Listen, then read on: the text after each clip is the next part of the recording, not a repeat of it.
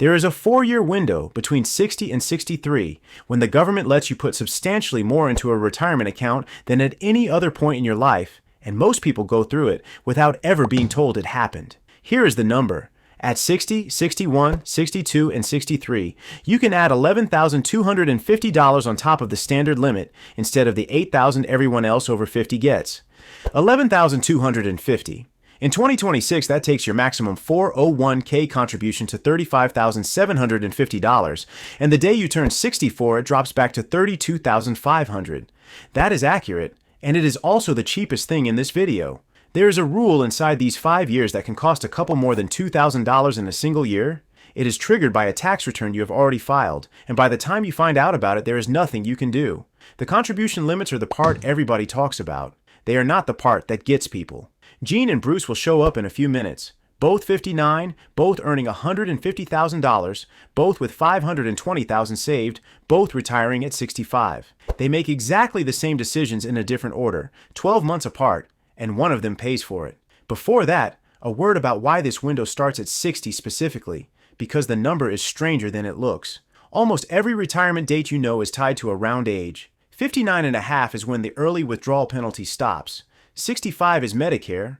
67 is full retirement age for everyone born in 1960 or later, which is the entire audience of this video. 70 is when Social Security stops growing. 60 to 63 is none of those. It is a window Congress created in the Secure 2.0 Act with no relationship to any other milestone, and it closes on your 64th birthday for no reason connected to anything else in your financial life, which is precisely why people miss it. There is no other event at 64 to remind you it just ended. So let me give you the actual figures, all from the IRS, for tax year 2026. The elective deferral limit is $24,500. Elective deferral just means the money you choose to put in from your own paycheck, as opposed to whatever your employer adds. The catch-up contribution for anyone 50 and over is $8,000. But under IRS, notice 2025-67, at ages 60 through 63, that catch-up becomes $11,250. $24,500 plus $11,250 is $35,750 versus $32,500 at 59 and $32,500 again at 64. So the window is worth an extra $3,250 a year, 4 years running, which is $13,000 of additional sheltered contributions. Separately, the IRA limit for 2026 is $7,500 with an $1,100 catch-up over 50. And there is no super catch-up for IRAs at all. That enhancement exists only in workplace plans. I want to be honest about one limitation here. Those are 2026 numbers. If you are 53 today, you reach this window years from now, and the IRS has not published the limits for those years and will not for some time. So use these as the shape of the thing rather than the arithmetic. The shape does not change. 4 tax years, a bigger number, then it stops. Keep one thing in the back of your mind while we work through the rest, because I am coming back for it. Every single rule in this window is attached to a specific year rather than to a specific amount. Hold that, because it is the thing that turns this from a list of limits into a trap. Now the rule almost nobody has heard of, and it starts biting soon. Under the final regulations, Treasury and the IRS published in September 2025, if your Social Security wages from your employer in the previous year were more than $145,000, then all of your catch-up contributions this year have to go in as Roth money, after tax. No deduction. Read that again, because there are 2 traps in one sentence. It reads last year's wages, not this year's, and it reads the wages from that specific employer on your W-2, not your household income, and not your total earnings across 2 jobs.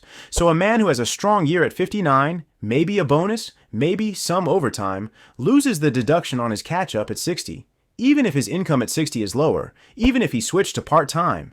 The determination was made by a document he filed months earlier and cannot amend for this purpose. This applies to contributions in tax years beginning after December 31st, 2026, which means for most people watching, the first year it bites is 2027, and the wage figure it will read is the one you are earning right now. Which brings us to Gene and Bruce, because up to this point I have been describing rules, and rules only cost you money when they collide with a decision. Gene and Bruce, both 59, both earning $150,000, both with $520,000 saved, both planning to retire at 65, both intending to convert some of their traditional retirement money to a Roth before they get there. Identical plans, identical money, identical everything. Gene does his conversion in his last big earning year.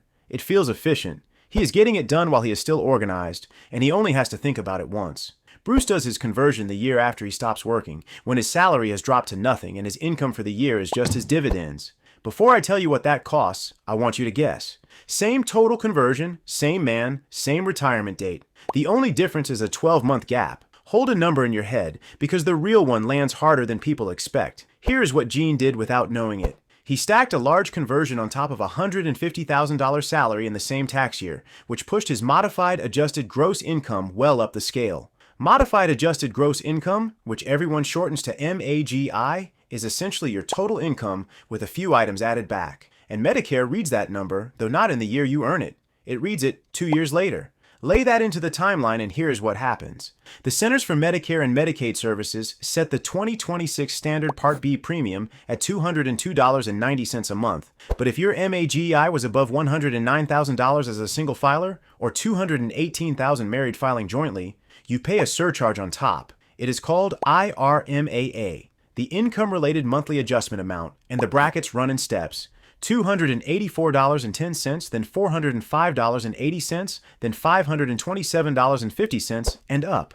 Now the part that catches people, which is that IRMAA works as a cliff rather than as a gradual phase-in. Cross from $137,000 to $137,001 as a single filer, and your monthly premium jumps from $284.10 to $405.80.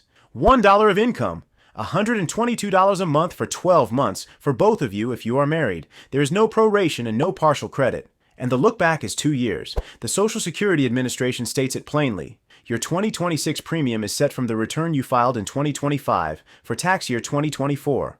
So Gene, who converted in his final working year at 63, pays for it at 65. In the first year of his retirement, when his income has collapsed to almost nothing, his Medicare premium is set by the biggest income year of his life. Bruce, who waited 12 months, converted in a year with no salary in it, and his premium 2 years later is based on that low year.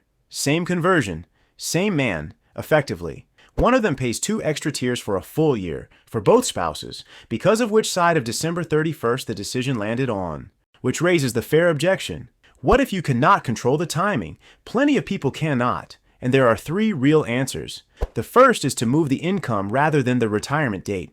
Conversions, capital gains, selling a rental, exercising options.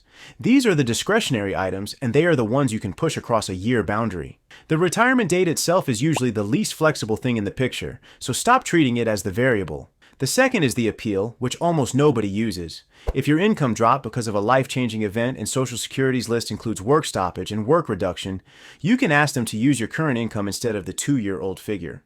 Retiring counts. It is a form, it is not automatic, and you have to know it exists. The third is to use the window this video started with. Every dollar you put through the super catch-up at 60 to 63 is a dollar that is not in your MAGI that year, which is the same lever working on 2 problems at once. Now the mistake, and I have been circling it since the first minute, the mistake is treating these 5 years as a savings problem. Almost everyone does. They ask how much more can I put away, they max what they can, and they feel like they have done the work. Meanwhile, the super catch-up expires on a birthday. The Roth catch-up rule reads a W-2 from a year that is already closed.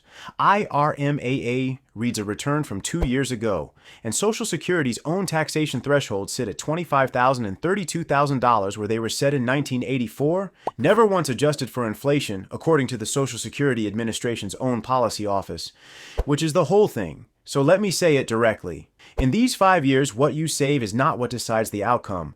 Which tax year each decision lands in is. Gene and Bruce saved the same amount, converted the same amount, and retired on the same date.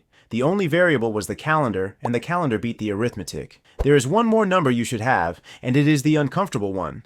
The Employee Benefit Research Institute's 2026 survey found that 46% of retirees left work earlier than they planned. 41% of those pointed to a health problem or a disability, and 35% to something that happened at their employer. So a 5-year plan has roughly even odds of being cut short by something you do not control, which is an argument for doing the movable things earlier rather than assuming you get all 5 years. So here is what you own now. The super catch-up, 4 tax years only, 60 through 63, worth about $13,000 of extra sheltered contributions. The mandatory Roth catch-up above $145,000 in prior year wages from that employer, which reads a document you have already filed. IRMAA, which is a cliff rather than a slope, and which reads your income from 2 years back. the appeal form most people never file, and the fact that every one of these is triggered by a year rather than by an amount. Gene did nothing wrong. He was organized, he was early, and he got the conversion done while he still had the energy to think about it. Bruce did the identical thing 12 months later and it cost him nothing at all. Tell me where you are in this and be specific. First, how many years are you from 60 and had you heard of the super catch-up before this video? Second, do you know what your Social Security wages were last year, not your total income, the number in that specific box? And third, if you are planning a conversion, which tax year were you going to do it in, and has this changed your answer? Put it below, because this is a topic where the comments genuinely teach me things. If the rule of 55 came up while I was talking about early access, that one deserves its own explanation. And how to access your 401k penalty-free 10 years early walks through exactly who qualifies and the one mistake that permanently destroys the exception. None of this is financial advice, and I am not your accountant. It is published rules from the IRS, the Centers for Medicare and Medicaid Services, and the Social Security Administration, with the notice numbers and publication dates on screen so you can go and read them yourself. Here's the math. You decide.